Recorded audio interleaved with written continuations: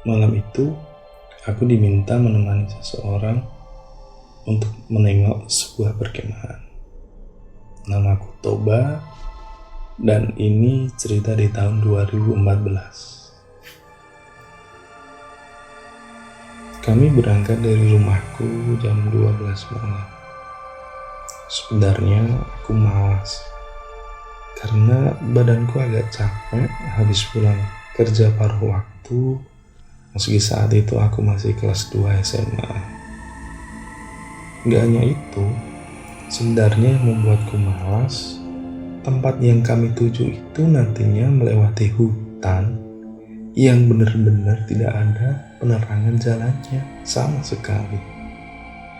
Bayangin aja, jam 12 malam naik motor lewat hutan yang lumayan panjang rutenya tanpa lampu jalan. Aduh. Tapi karena yang mengajakku ini Mas Rangga, dia orang yang sangat kuhormati dan juga sangat baik padaku mau aja sih. Singkat cerita, saat kami berkendara motor, gak ada sedikit pun firasat aneh. Tapi sampai masuk ke area hutan yang gue maksud tadi, suasana langsung nampak beda. Kanan kiri gelap gulita dan ditemani suara khas serangga hutan. Aduh. Dan pada saat itu, kami benar-benar tidak berpapasan dengan satu orang pun mengendara. Entah itu lawan arah maupun entah itu yang searah. Untuk menghibur diriku, aku berusaha ngajak ngobrol Mas Rangga dengan obrolan ringan yang sesekali kami bercanda. Namun, tiba di suatu tikungan, aku sangat kaget ketika melihat sosok wanita tua, nenek-nenek, berkebaya, berdiri di samping jalan di tengah hutan. Berambut putih dengan badan yang agak bungkuk, berdiri terdiam. Aku langsung kaget bercampur takut. Mana mungkin sih ada nenek-nenek sendirian di hutan jam segini? Aduh. Mas Rangga, aku lihat dia tenang-tenang saja. Sambil mengendarai motor, dia malah ngajak ngobrol membahas tentang aktivitasku di sekolah. Mungkin dia tidak lihat, atau mungkin dia lihat, tapi dia tidak ingin membuatku takut.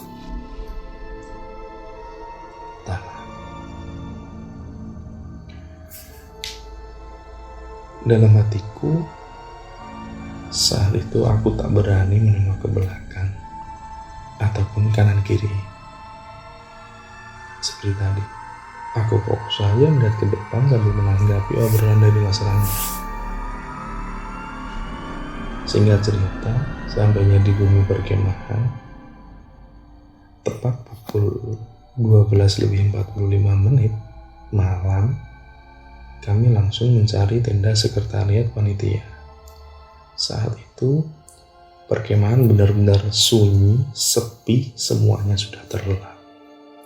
Di tenda sekretariat panitia, kami melihat ada satu anak yang tengah mencoba berjaga malam. Ya, dia bernama Rizal.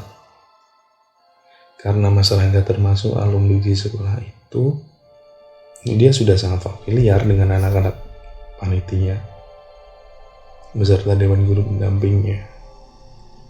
Mas Rangga langsung menyapa si Rizal, bertanya-tanya tentang keadaan kemah di hari pertama itu.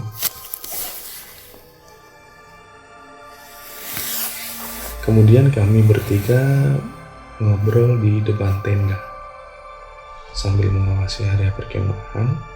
Sekitar pukul 1:30 pagi, tiba-tiba Dari pepohonan yang terletak di selatan area perkemahan itu sangat nyata dari pandangan kami muncul sesuatu berbentuk seperti kain berwarna putih kekuningan dengan ujung yang ada apinya, terbang melintasi area perkemahan kami. Benda itu tampak terbang agak rendah dekat dengan bumi perkemahan. Kami bertiga benar-benar melihat benda itu. Kami terdiam saat benda itu terbang di atas melintasi kami dan menghilang begitu saja di awan. Kami benar-benar menyaksikan bahwa benda itu menghilang begitu saja. Apabila benda itu pesawat, pasti saat melewati awan, benda itu akan terlihat lagi. Namun ini tidak, benar-benar hilang setelah masuk awan. Saat itu aku langsung merinding, takut, dan aku lihat Mas Rangga dan juga si Rijal. Mas Rangga hanya berwajah serius sambil diam, sambil menyimak si Rijal yang bercerita. Menurut dia, benda itu adalah Banaspati. Si Rijal bilang bahwa di area pepohonan benda itu muncul, di sekitar situ ada makam keramatnya.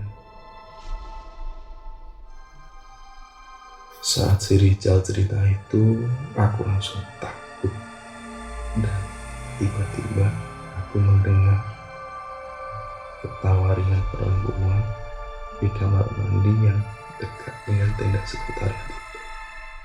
Sepertinya hanya aku yang mendengarnya, karena aku lihat si Rijal dan Mas Rangga seperti orang yang tidak mendengarnya. Aku langsung merinding, tambah takut, tapi aku diam saja.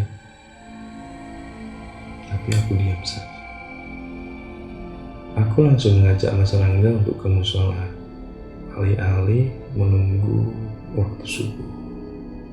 Padahal saat itu aku benar-benar takut. Dalam perjalanan ke musola yang agak dekat dengan area perkemahan, ketika kami jalan kaki, kami melihat sosok bapak-bapak membawa cangkul dan memakai caping. Saat kami melewatinya, aku mencoba menyapanya. "Permisi Pak." Tapi Mas Rangga hanya cuek saja tetap berjalan menuju musola. Seketika aku sadar, kenapa ada bapak-bapak bawa cangkul jam segini di tempat seperti ini ya.